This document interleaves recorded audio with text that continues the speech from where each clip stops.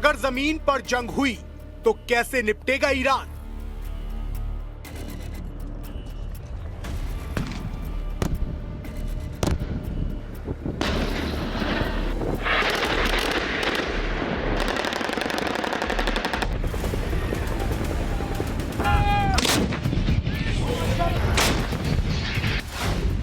अगर Iran, America और Israel के बीच लड़ाई जमीन पर पहुंचती है तो तस्वीर हवा से बिल्कुल अलग हो सकती है।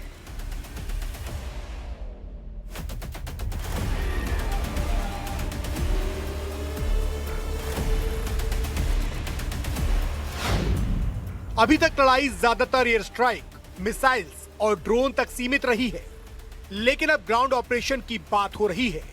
सवाल यह है कि अगर जमीन पर आमना सामना हुआ तो ईरान की स्ट्रेटजी क्या होगी?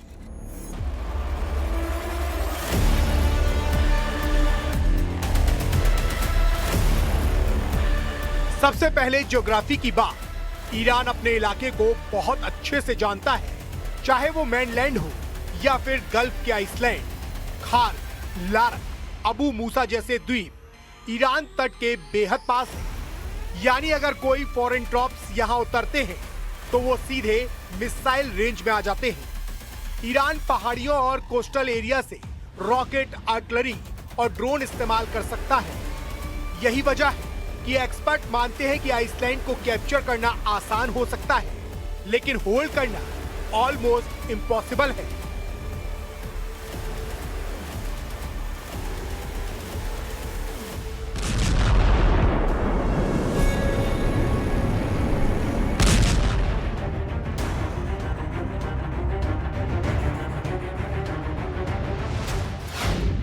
दूसरी बड़ी बात है प्रिपरेशन। रिपोर्ट्स के मुताबिक ईरान ने हाल के हफ्तों में खार्ग द्वीप पर extra tops, air defence system और अंडरग्राउंड फैसिलिटीज एक्टिव की हैं।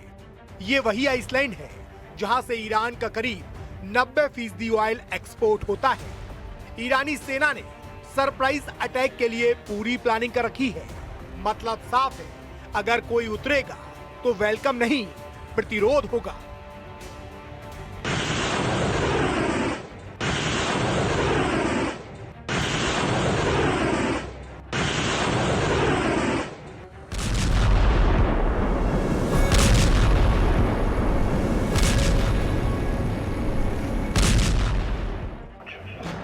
अब बात आती है air power versus ground power की। सच ये है कि अमेरिका की एयर सुपीरियरिटी काफी स्ट्रॉन्ग मानी जाती है, लेकिन इतिहास बताता है कि सिर्फ हवा के दम पर युद्ध नहीं जीता जाता।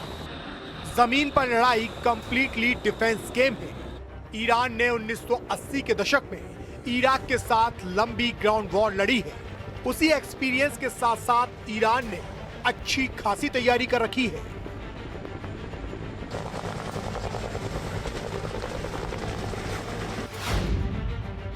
एक और बड़ा फैक्टर है पब्लिक सेंटीमेंट। ईरान की आबादी 90 मिलियन से ज्यादा है। माना जाता है कि अमेरिका और इजराइल के खिलाफ दशकों से बनी नाराजगी की वजह से ग्राउंड अटैक हुआ तो बड़ी संख्या में वॉलंटियर्स सेना के साथ जुड़ सकते हैं। ठीक वैसा ही जैसा इराक युद्ध के वक्त हुआ था, जब हजारों लोग फ्रंट पर चले गए थे।